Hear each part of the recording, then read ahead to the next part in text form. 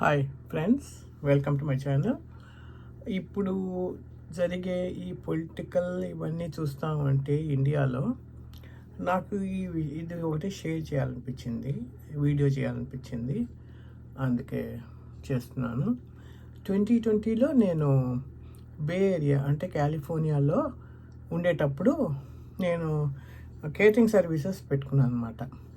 పెట్టుకుంటే అక్కడ north Indians, south Indians అందరూ వచ్చేవాళ్ళు నా దగ్గర ఫుడ్ తీసుకోవడానికి.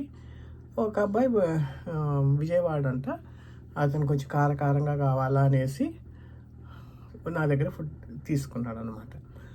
ఒకరోజు వచ్చి మీదే పార్టీ అండి అని అడిగాడు. అప్పుడే జగన్ కొత్తగా సీఎంగా అయ్యి 1 year అయింది.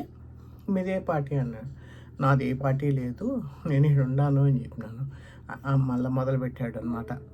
చూడండి, జగన్ వచ్చి స్టేట్ నాశనం అయిపోయింది. అసలు బుద్ధి ఉండే వాళ్ళు ఎవడు వేసినారు అతనికి, బుద్ధి లేని వాళ్ళంతా. సో ఇంకా ఎంత నాశనం చేస్తాడో ఏమో.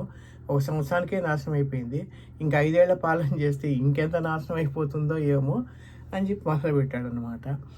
మొదలుపెట్టి ఏమంటే చంద్రబాబు నాయుడు ఐటీ వాళ్ళకి ఎంత చేశాడు, మేమంతా చంద్రబాబు నాయుడు వల్లనే ఇక్కడికి వచ్చాము ఐటీ వల్ల అని అన్నాను అనమాట.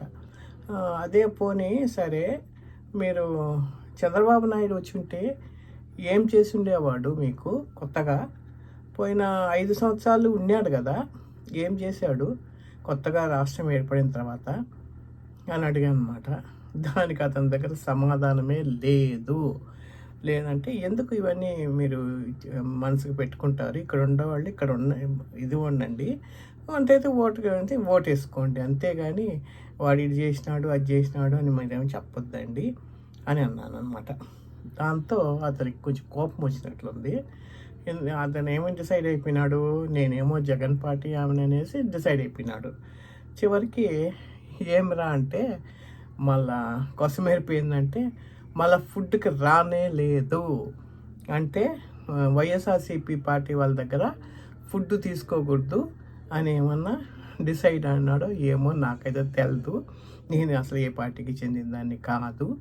కానీ అయితే అతను ఎందుకో అట్లా మిస్అండర్స్టాండ్ చేసుకున్నాడు.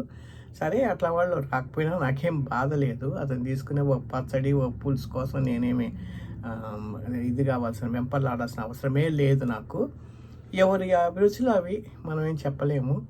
సో ఇట్లా కూడా ఉంటారు అని నాకు ఇప్పుడు చెప్పాలనిపించింది. ఎందుకంటే మళ్ళీ ఎలక్షన్లు వస్తూ ఉన్నాయి కదా, అందుకు చెప్పాలనిపించింది అంతే. ఎవరు గెలుస్తారో నాకు తెలీదు. అదండి. ఓకే.